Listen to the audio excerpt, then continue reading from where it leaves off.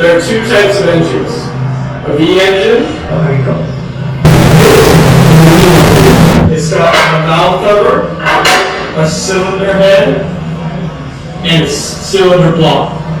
Since this is a V engine, it's got two valve covers, two cylinder heads, and only one cylinder block.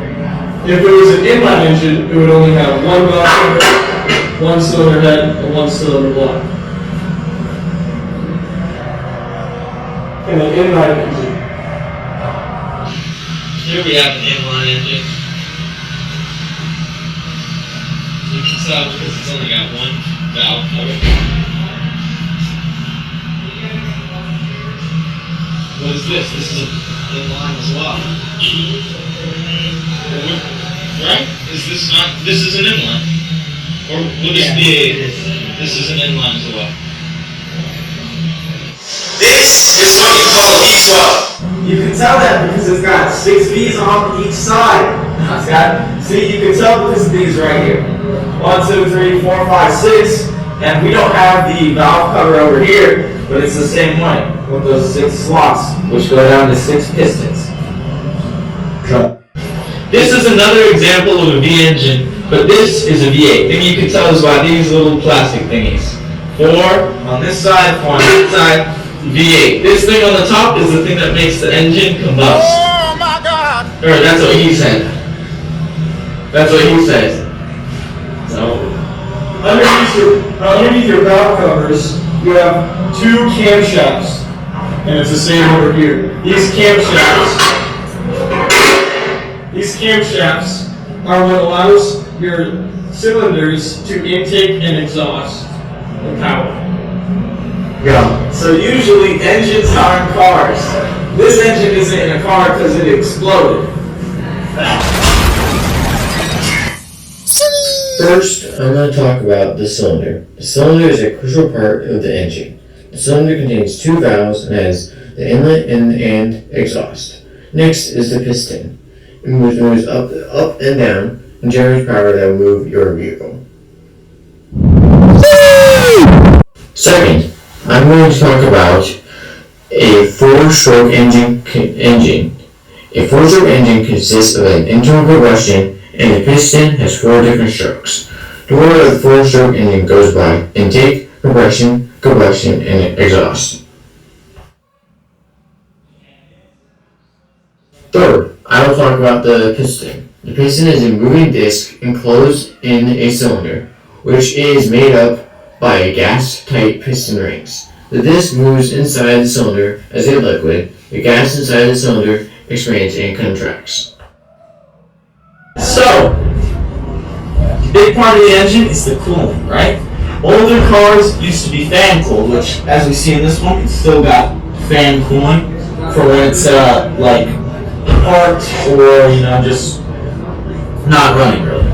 But the big thing for newer cars, especially, not necessarily newer, but all cars, is water cooling, which goes through the radiator.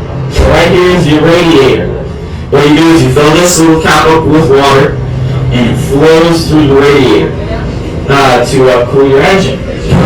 And then we look over here, and after the water flows through the radiator, it comes through this pipe to your thermostat, which in a 2007 Dodge Grand Caravan would be right here. And that's how it flows into your engine. The thermostat controls the intake of the cold water and the release of the cold water.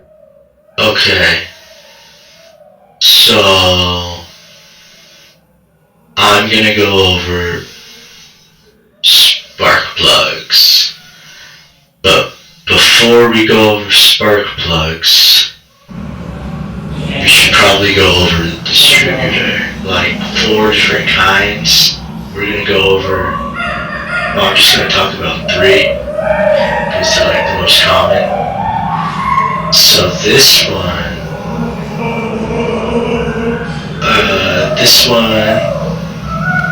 is a, what is it called? Wasted spark distributor. Now this is Yeah. And this one is a coil pack distributor. So it goes on each spark plug individually. And then this one is a distributor, which is like kind of mechanical, like it spins and stuff, and it's usually in older cars. Now, the distributor, what it does is that it sends a spark, or it sends a really, really powerful, like, I guess kind of like spark, or just voltage to the spark plugs. So then the spark plugs can then, do the little spark thing, and they make a big spark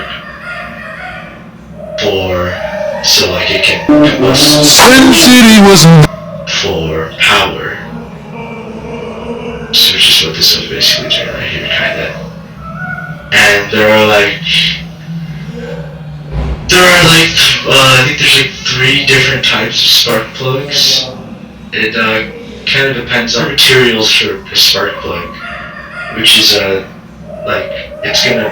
usually the material's gonna be like that thing, right there. And then let's see, there's like a couple. So there's the copper.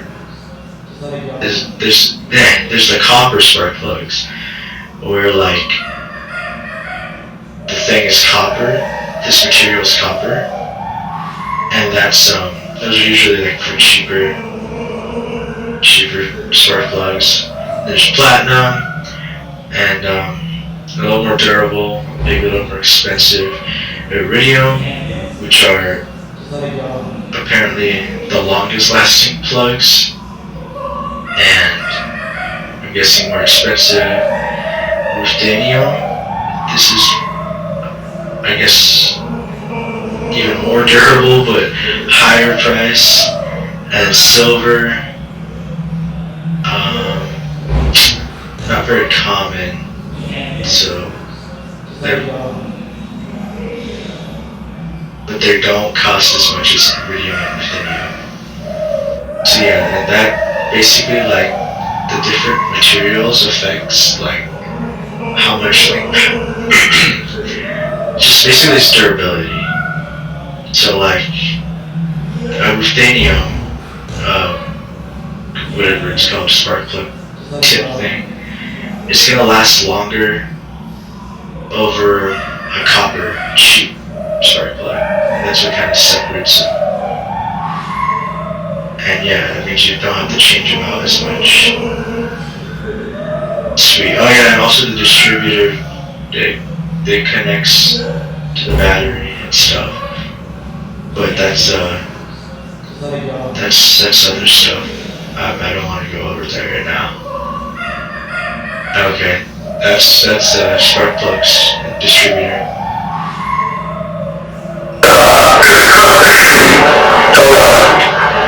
This is going to be short though.